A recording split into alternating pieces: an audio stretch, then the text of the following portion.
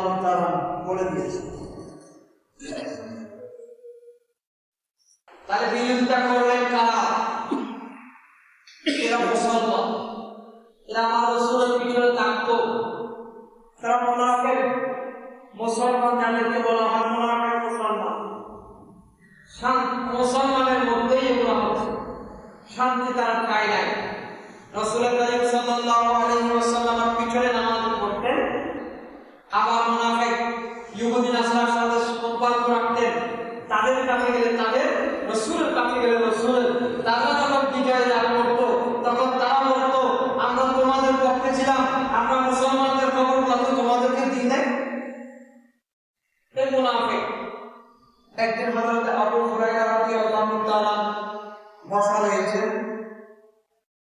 আবু হুরায়রা রাদিয়াল্লাহু তাআলা আয়াত করতে বলতো উম্মতি আলা ইয়াদাইহি গিলমা তিল কুরাইশ। আমার রাসূল বর্ণনা করছেন, সামিত রাসূলুল্লাহ সাল্লাল্লাহু আলাইহি ওয়াসাল্লাম আল্লাহর হাবিবের শান করেছেন, এই আমার সাহাবায়ে ইকরাম কুরাইশ বংশ থেকে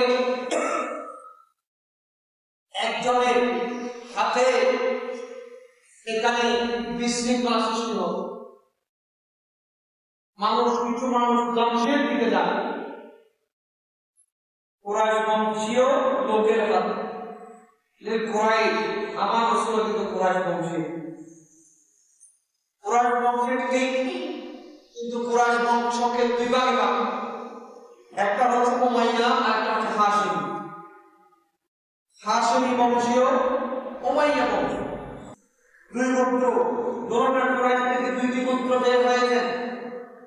হাশিমি বংশের মধ্যে আমার রাসূল, আর উমাইয়া গোত্রের মধ্যে হামজা। হাশিমি বংশের মধ্যে ইমাম হাসান হুসাইন, উমাইয়া গোত্রের মধ্যে ইয়াসিন। দুজনেই কুরাইশ, কিন্তু গোত্রের ভিন্নতা, দুজন দুই গোত্রে। আমার রাসূল সরকার আলম সাল্লাল্লাহু আলাইহি ওয়াসাল্লাম এই হাদিসটি মসজিদে নববীর মধ্যে বর্ণনা করছেন।